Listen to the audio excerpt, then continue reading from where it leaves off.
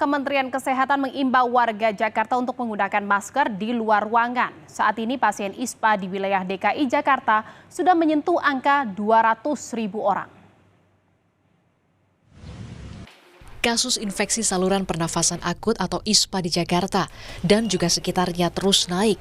Data Kementerian Kesehatan menunjukkan rata-rata kasus ISPA di Jabodetabek sejak Januari mencapai 200.000 kasus per bulannya. Dengan itu, data kami di surveillance penyakit menunjukkan ada peningkatan kasus ISPA yang dilaporkan di puskesmas maupun rumah sakit di Jabodetabek. Per bulan rata-rata di atas 200.000 kasus.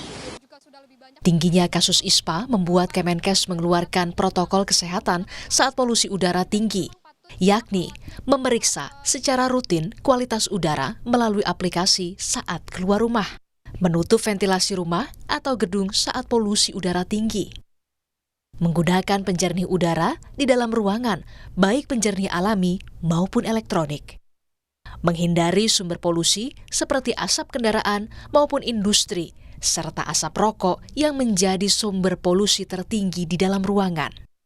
Menggunakan masker ketika terpaksa beraktivitas di luar ruangan saat polusi tinggi. Dan juga selalu menerapkan perilaku hidup bersih dan juga sehat.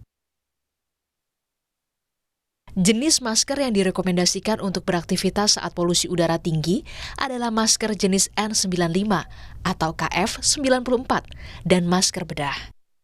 Masker kain tidak disarankan jika tidak dilapisi dengan filter PM2,5 yang bisa meningkatkan kemampuan filtrasi hingga 95%.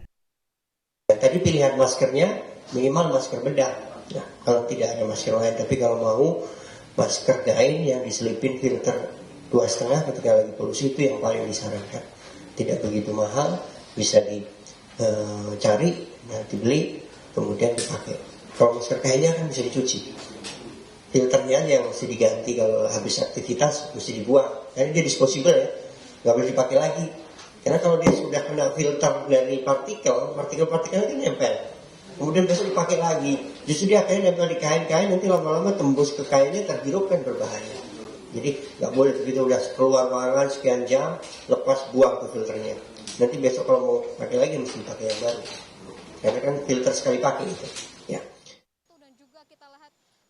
Peningkatan ISPA di Jabodetabek sejak Januari lalu diduga berhubungan dengan buruknya kualitas udara di Jakarta dan sekitarnya. Peningkatan ini jauh lebih tinggi dibandingkan periode yang sama pada tahun lalu. Tim Liputan, Kompas TV. Dan saudara, untuk informasi selengkapnya sudah bergabung bersama kami Ketua Komite Penanggulangan Penyakit Respirasi Dampak Polusi Udara, Bapak Agus Dwi Susanto. Terima kasih Pak Agus atas waktunya sudah berkenan untuk berbincang bersama kami di Indonesia Update sore hari ini. Pak Agus, ini ada Kemenkes mengeluarkan prokes polusi udara, ada 6M dan 1S. Bisa dijelaskan terkait dengan protokol kesehatan tersebut dan akan diberlakukan kapan dan untuk siapa saja? Ya, betul sekali bahwa hari ini Kementerian Kesehatan memberlakukan protokol dan memperkenalkan protokol 6M 1S, yaitu yang pertama adalah memantau kualitas udara bila ingin beraktivitas di luar ruangan. Karena itu penting sekali ya. Kalau kualitasnya buruk tentu ada tindakan-tindakan pencegahannya. Tapi kalau kualitasnya sehat, dapat beraktivitas seperti biasa. Yang kedua adalah dapat mengurangi aktivitas di luar ruangan ya. Apabila kualitas udara buruk dan menutup ventilasi jendela terutama di rumah, di kantor atau di sekolah-sekolah. Itu adalah M yang kedua. Yang ketiga adalah menggunakan penjernih udara dalam ruangan untuk menjaga kualitas udara dalam ruangan, baik penjernih alami ataupun yang elektronik. Yang keempat adalah menghindari sumber-sumber polusi, baik dari kendaraan maupun industri, dan juga sumber polusi indoor, yaitu asap rokok. Yang berikutnya adalah menggunakan masker apabila beraktivitas di luar ruangan, bila polusi sedang tinggi. Dan yang berikutnya adalah, yang terakhir adalah menjaga stamina tubuh dengan pola hidup sehat dan bersih atau PHBS. Dan 1S-nya yang terpenting adalah segera konsultasi kepada dokter atau pelayanan kesehatan, baik luring maupun daring, apabila ada keluhan-keluhan pernapasan yang dicurigai terkait dengan polusi udara. Demikian protokol 6M 1S yang diperkenalkan oleh Kementerian Kesehatan untuk menghadapi dampak polusi udara pada kesehatan. Diberlakukannya akan mulai kapan dan untuk siapa saja, Pak Agus? Ya, tentunya dengan kita launching hari ini bersama Pak Dirjen tadi, Pak Dirjen P2P, Pak Dr. Maksi, tentu hari ini sudah diperkenalkan pada masyarakat yang ada di Jabodetabek yang saat ini terdampak polusi udara.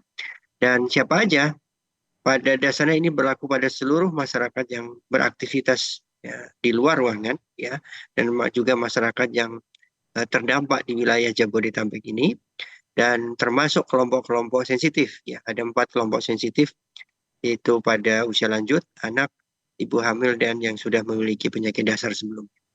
Artinya Pak Agus, dengan adanya prokes polusi udara ini, warga diwajibkan mulai hari ini untuk memakai masker atau hanya imbauan saja? Tentunya ini sifatnya himbauan karena bentuknya adalah belum keputusan ya. Jadi ini memberikan panduan kepada masyarakat supaya masyarakat menjalankan protokol 6M 1S ini sebagai upaya pencegahan. Karena kita tahu mencegah untuk dampak penyakit ini jauh lebih efektif daripada kalau sudah sakit nanti diobati. Kita memperkenalkan ini sebagai himbauan kepada masyarakat. Untuk antisipasi ya Pak ya, terkait dengan dampak dari polusi ini. Lalu apakah prokes polusi udara ini akan juga menjadi acuan syarat perjalanan juga, Pak Agus? Oh, saat ini belum ya, saat ini belum. Tentu kita perlu melakukan komunikasi yang lebih intens dengan kementerian-kementerian lembaga terkait tentang protokol yang kita perkenalkan kepada masyarakat hari ini ya. Karena ini lebih ke arah bagaimana mencegah dampak kesehatan masyarakat yang terdampak dari polusi itu dengan menjalankan 6M 1S ini. Pak Agus, sejauh ini ada 200.000 orang yang terinfeksi ISPA akibat dari polusi udara ini. Lalu kelompok mana saja sebenarnya yang paling terdampak dan juga rentan dengan polusi udara yang tinggi saat ini? Ya, secara umum kalau polusi udara ini yang sangat sensitif ada 4 kelompok tadi saya sudah sebutkan. Yang pertama adalah orang lanjut usia, yang kedua adalah anak-anak, yang ketiga adalah ibu hamil, yang keempat adalah para penderita penyakit yang sudah ada sebelumnya, yaitu yang sudah memiliki penyakit asma, sudah memiliki penyakit jantung atau juga penyakit paru kronik lainnya. Ini adalah 4 kelompok yang sensitif. Nah, meskipun begitu, pada kualitas udara yang lebih tinggi, yang misalnya tidak sehat atau berbahaya, orang-orang dengan kondisi yang sehat pun ini termasuk berbahaya dari dampak polusi udara tersebut. Pak Agus, selain dengan prokes 6M dan 1S, apalagi sih sebenarnya saran dari Kementerian Kesehatan untuk masyarakat agar bisa menghadapi kualitas udara yang saat ini sedang buruk di Jabodetabek dan khususnya untuk 4 kelompok warga yang rentan tadi?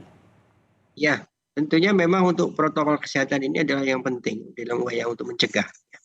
Karena kita menyampaikan ini berdasarkan konsep-konsep pencegahan terkait dengan penyakit akibat lingkungan, yaitu pencegahan primer dan pencegahan sekunder.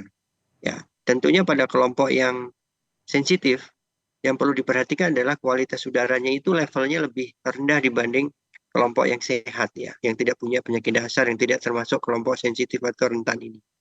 Kalau kita ketahui seringkali dinyatakan di dalam media-media saat ini kualitas udara tidak sehat. Tidak sehat ini pada kelompok yang tidak memiliki penyakit dasar, bukan kelompok rentan. Tetapi kalau kelompok rentan, level kualitas tidak sehatnya itu 1 level di bawahnya. Kita sering bisa melihat tidak sehat pada kelompok sensitif. Jadi perhatikan sekali pada kelompok-kelompok yang rentan ini, kualitas levelnya itu 1 level di bawahnya yang tidak sehat. Sehingga dengan kondisi ini, maka kelompok rentan harus memberlakukan protokol 6M 1S ini pada level yang tidak sehat pada kelompok sensitif. Itu harus diperhatikan. Artinya masyarakat harus lebih peka terhadap dengan kondisi kesehatan diri, terlebih dengan kelompok-kelompok yang rentan tadi untuk bisa menghindari dampak-dampak buruk dari polusi udara yang terjadi saat ini. Terima kasih Pak Agus Dwi Susanto, Ketua Komite Penanggulangan Penyakit Respirasi Dampak Polusi Udara atas perbincangannya pada sore hari ini di Indonesia Update. Selamat sore, terima kasih.